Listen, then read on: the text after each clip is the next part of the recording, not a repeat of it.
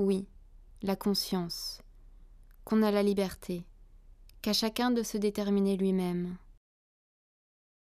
J'avais commencé dans l'atelier d'un peintre, et donc c'était plutôt peinture, dessin, en grand, très grand, et surtout toujours mélangé avec du texte. Donc, ce qui veut dire qu'il y avait toujours le texte quelque part dans la peinture ou hors de la peinture, mais il y avait ça quelque part.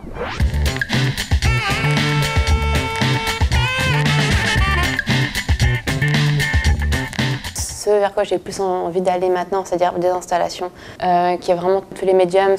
Il y a de la peinture sur drap, pas forcément des toiles sur châssis, mais ça va être des toiles libres, de la photo, de la vidéo, beaucoup de textes et beaucoup d'objets. Un peu comme une espèce de, comme on voit dans l'atelier, comme une espèce de cafouillis géant, une espèce de truc qui tient pas trop debout, on sait pas trop comment ça tient, une espèce d'équilibre instable. Ça, j'aime bien.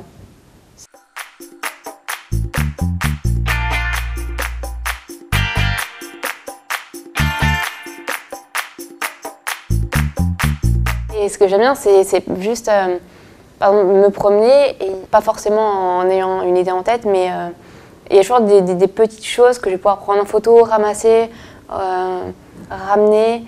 C'est le fait de pouvoir réutiliser un objet qui m'a rien coûté, qui était un peu laissé à l'abandon, mais que moi je trouve poétique.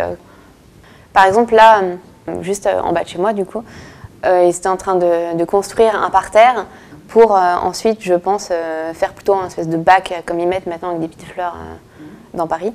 Et avant de devenir ça, c'est devenu une immense poubelle. Et en fait, c'est devenu, pour moi, une espèce d'immense pierre tombale. Et du coup, ça, c'est une photo que j'ai prise et qui fait partie d'une installation où il y a 10 photos, où chaque photo a son texte. Et ce sera sous forme d'hôtel.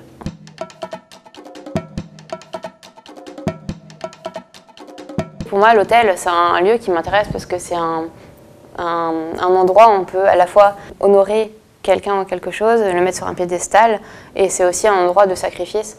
C'est un lieu ou un laps de temps où les règles peuvent changer, s'inverser. Du coup, ça, j'aime bien. La spiritualité a une grande importance pour toi. Ouais. Quelque chose qui représente une autorité supérieure, en quelque sorte, quelque chose qu'on peut, qui domine ou qu'on adore.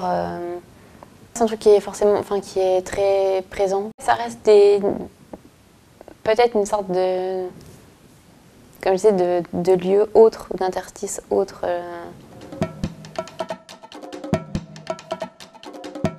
Ouais, pour moi, c'est quand même assez important de faire des productions avec des choses qui coûtent rien, quoi. En fait, j'ai besoin qu'il y ait le côté matière, sensible, où on peut toucher, le côté odeur.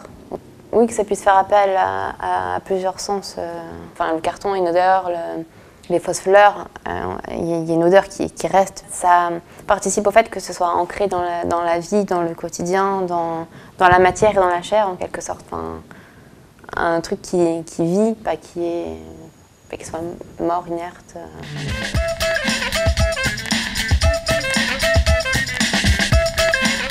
Le côté collection aussi, je pense, ça fait que je répète beaucoup de textes, de mots, de motifs, de portraits, donc il y a énormément de répétitions, et je pense que j'ai vraiment aussi un truc avec le fait de collecter les objets, de faire des collections. C'est pareil pour le texte, pour ce que je vais lire. C'est un peu comme le reste, un peu des collages de briques et de broc, ce qui veut dire qu'il y a des morceaux de choses que j'entends, que je lis. Et après, je les recompose ensemble. C'est plein de petits collages, en fait. Mais ça part toujours d'un objet ou d'un mot ou d'une situation que j'ai vue. Et donc, c'est le côté trace aussi qui m'intéresse. Ouais. Puis, en fait, j'aime bien que ce soit une trace du croquis que j'ai fait avant sur ordinateur. C'est vraiment une grande mise en abîme. Le fait que ça reste un peu comme une marque, que ce soit un peu fantomatique, que ce soit peut-être un peu chose qui va rester marquée, qu'on ne peut pas enlever et qui imprime, qui reste. Le sens de la phrase derrière, c'est pareil? C'est une phrase qui imprime, qui reste? Ouais, c'est ça. Donc ouais, c'est quelque chose c'est une injonction qui est violente et du coup qui imprime qui reste, ça, qui marque un peu au fer rouge.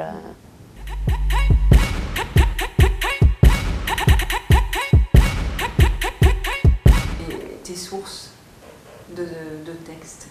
Pas mal de poésie contemporaine, où ça peut être Virginie Despentes, Annie Ernaux, j'ai vraiment lu absolument tout lu, Christine Angot. C'est vrai que j'ai oublié aussi peut-être Édouard Louis et Didier Héribon, qui eux sont des hommes. En fait, ce sont des personnes qui sont nées dans un milieu modeste, qui ont en quelque sorte ont eu une honte envers leur famille et qui s'en sont extraits par le biais de la littérature. Et